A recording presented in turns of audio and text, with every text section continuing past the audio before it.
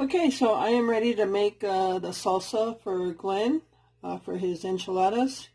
So all I'm going to do is use part of an onion, and then I'm going to use some jalapenos from this little can that I got that at Walmart. It's great value. And tomatoes, these are petite diced tomatoes, and 1 can of El Pato sauce.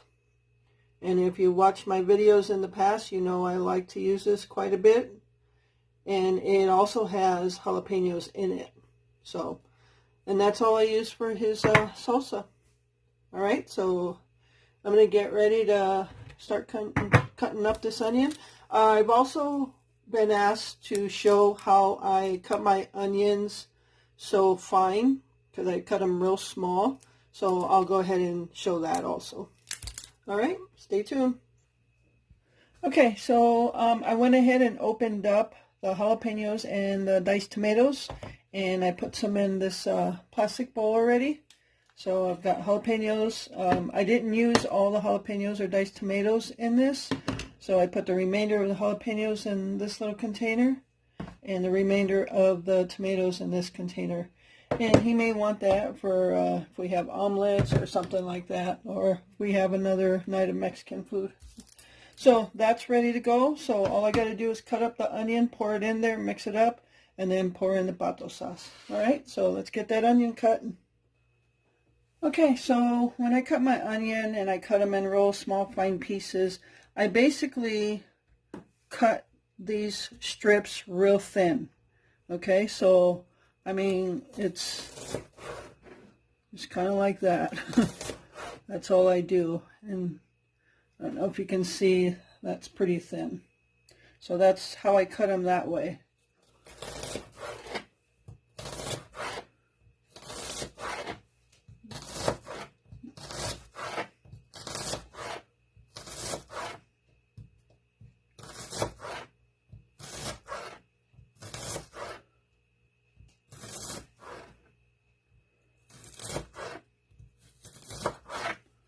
Alright, so I'll bring it up to see if you can see how thin they are. Okay, so that's how I cut them that way. Then I'll just kind of separate them in sections here. And then I'll just take a stack and stand it up like that. And then I'll just cut like small pieces right here.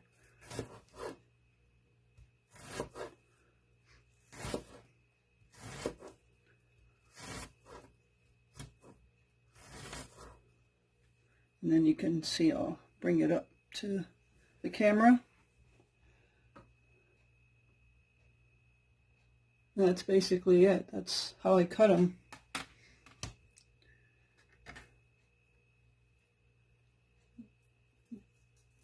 And if I see I cut them too thick or too big, then I'll just kind of chop them down.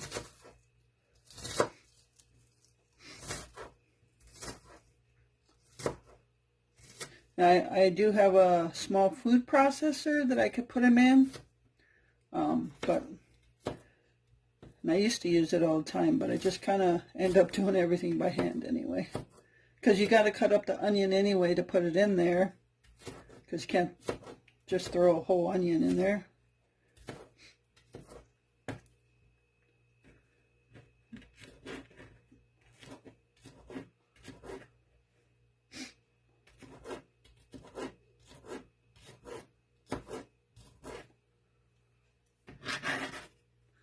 Then you can see, I don't know if they look small from there, but they're kind of packed in together. But that's all I do. And you can see in there how small they are. And that's it. That's all I do.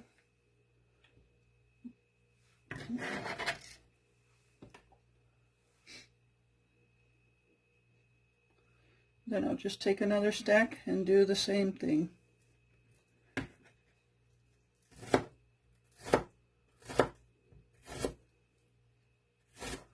Alright, so I won't put you through the torture of watching me. Alright, so now that I have everything in there, got the tomatoes, the jalapenos, the onion, Just mix it up. Now, when I first started making salsa for Glenn, I used to put cilantro in it, but he does not like cilantro, so it doesn't make sense to put it in it. So, okay, so there's the contents, and now we're just going to pour our can of El Pato sauce.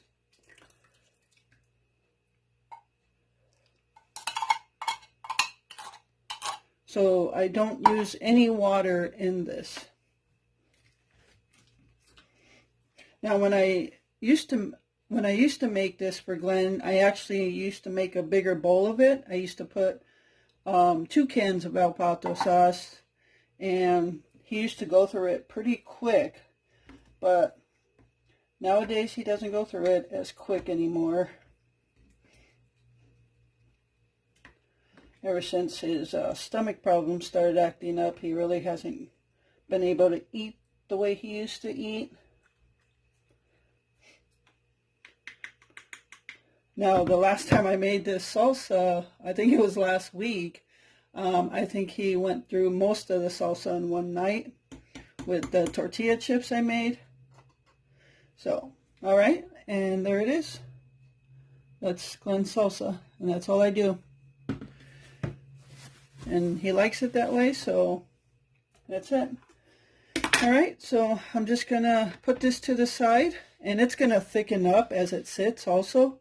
So I'm just gonna put that to the side, and now I'm gonna get ready to make the enchiladas. Okay, everyone, so just to show you what I'm using for the enchiladas, I don't need much. I've got a pack of corn tortillas here that I'm gonna use 6 tortillas out of there. Got some cheese for the top of the enchiladas. Oil, I just need a little bit to toast up the tortillas, just a tad bit. I've got some red chili enchilada sauce. And this is the chicken that I slow cooked a couple weeks ago and froze it. I took it out yesterday, and we used a little bit for yesterday's supper, which was the egg noodles with chicken in it. And tonight I'll be warming up, I think, the rest of it for the chicken enchiladas. And if we still have chicken left over, we could either have chicken omelets in the morning or more chicken enchiladas tomorrow. We'll see, whatever the day brings us. So that's all I need, and I'm going to get started warming stuff up. Alright, so just to let you know, on the enchilada sauce, I had that big can and I just threw it in the garbage. So I only put half in the saucepan to warm up, and all I need it for is to dip the tortillas after I fry them a little bit. Then I dip them in here to get the sauce on the tortilla, and that's the only part I use it for. I just went ahead and put the rest in a plastic container. And since I got those new storage containers, I don't want to throw anything red that might stain them in there, so I'm using my old containers to store any red stuff. Like if I microwave marinara sauce, I'll use my old stuff, and because I don't want to stain the new containers red. So, all right, so that could either be for tomorrow or another day. I'll just throw it in the refrigerator, or if I know we're not going to eat enchiladas tomorrow, then I might just put it in a Ziploc bag and freeze it. So, all right. Okay, so I have my chicken warming up there, and I also put a can of El Pato sauce in the chicken. So that's warming up over there. And here is the frying pan with a little bit of oil at the bottom for the tortillas. And here is the enchilada sauce. So you can see it's starting to bubble up a little bit. So we're just about ready to start putting these enchiladas together. Okay, so you're looking directly above. I have the 2 plates here, and I have them sitting on a cookie sheet. Most people put their enchiladas in a casserole dish and then put it in the oven like that. I fix it all directly on the plates, put it on a cookie sheet and put it in the oven just like that. So, and that saves me the mess of a casserole dish. All right, so we are going to get started here. And I actually don't even need the enchilada sauce turned on anymore because it's all going to go in the oven for about 20 minutes. And what I keep here with me is a wet paper towel, because once I set it down with the sauce, I'm going to take my fingers and roll it up. So it's hot and it's messy. So I got paper towel, and then I got dried paper towel. So, all right, so we are going to get started here in just a minute. Okay, I'm just going to leave the camera there because most of the work's going to be done on this plate. So, and it's hard to, I should probably get an overhead view. Hold on, let me see how this works.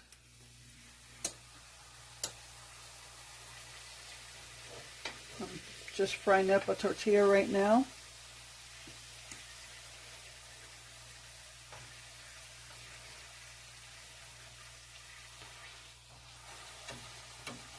I'll just do this one right now, and then I'll change the camera view so you can get an overhead shot.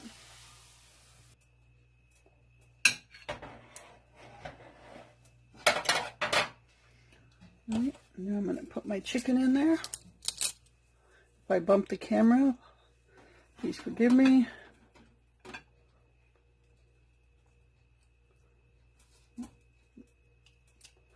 Chicken's a little juicy.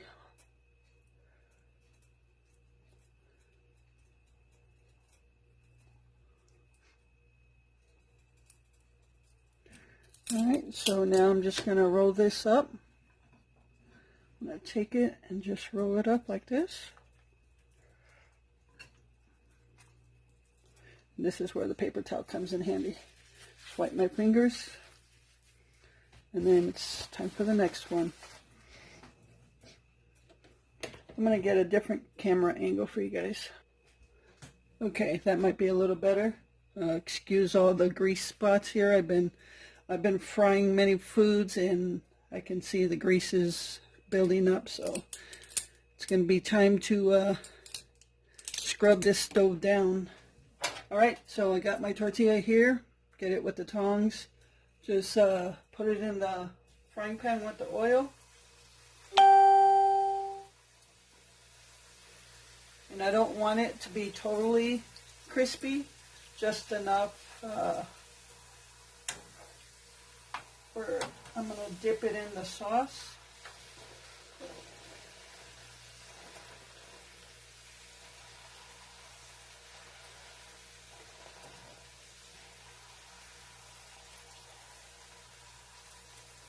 Okay, you can see it's not totally crispy, it's still a little flimsy.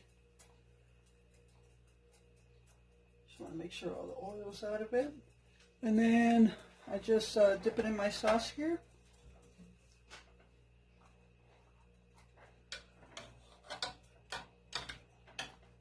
And then from the sauce, it just goes here.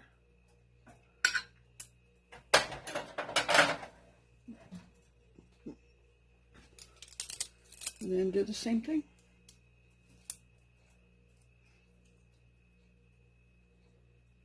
Sorry if my arm's in the way. Okay, so that's basically the process of making the enchiladas. So I'm going to go ahead and finish the rest of them. I'm making 6 total, 3 for each of us. And then I'll show you before I put them in the oven. Okay, so now I'm at the point where I've got them all done here. And all I'm going to do is just kind of wipe all the extra sauce off the plate, because that's going to cook or bake when it goes in the oven.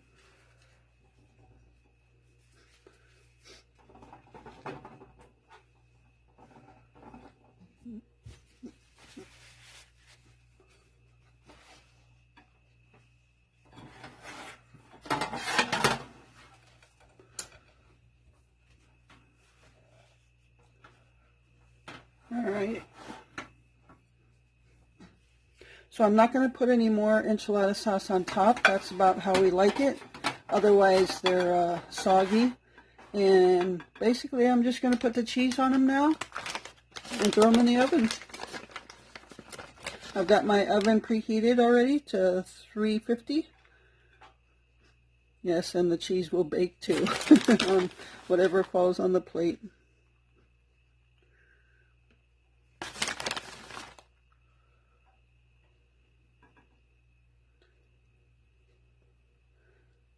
Just going to give some of that cheese to me. Glenn doesn't like as much cheese. We'll leave him with that. I get paid to take that little bit from his plate.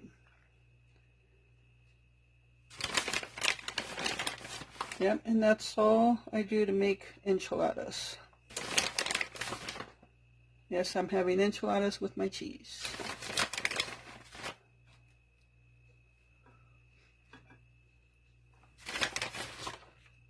All right.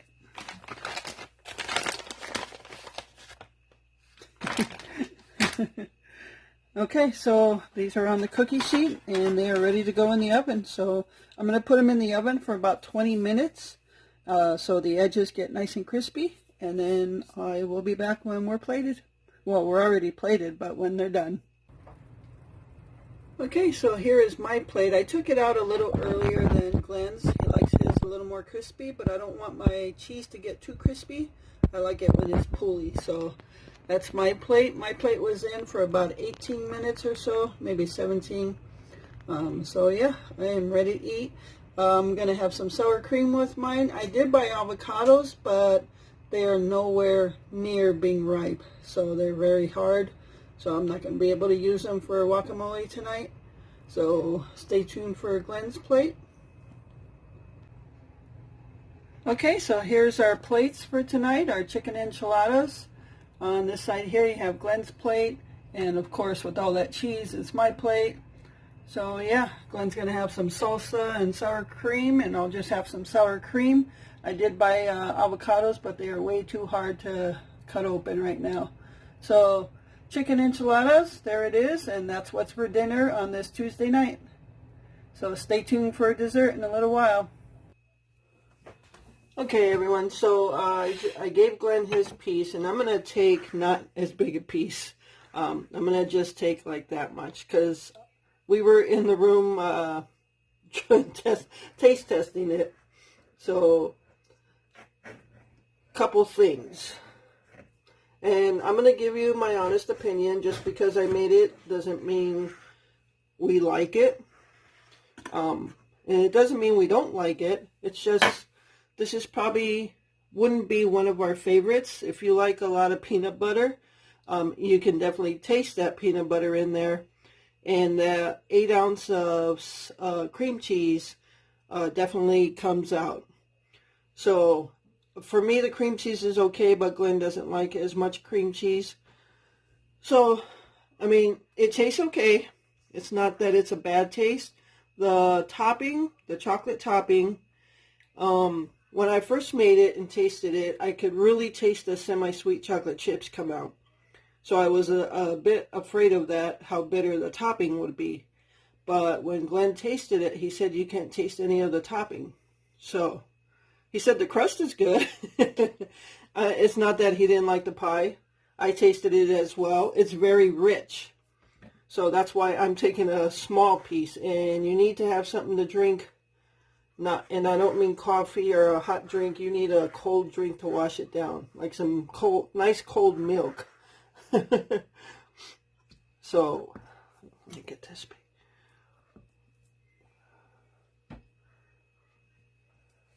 So yeah, that's our honest opinion. It's not that we don't like it. It's just probably not one of the favorite pies that we've made. So I'm not sure that we would make it again. So, I mean, but definitely if you want to just give it a try, maybe you like it. But that's just our opinion. So, yeah, we'll eat the pie. We're not going to let it go to waste. We just probably might not make it again. But by the time we're done eating it, we might change our mind. And we might like it a lot more than we thought. So yeah, there it is. All right. So that's a no-bake peanut butter Twix pie. With a graham cracker crust, And I will leave that description or that recipe in the description for you. So I hope you enjoyed this this video, a day of vlogging and cooking and making desserts. So I hope you enjoyed it as much as I enjoyed making it. And I thank you all so much for taking this time out of your day to watch this video and continuing to support my channel. So I appreciate all of you. And that's it. I'm going to have a piece of pie and enjoy the rest of the night. So remember to live life, be good to yourself, and be good to others. Until next time.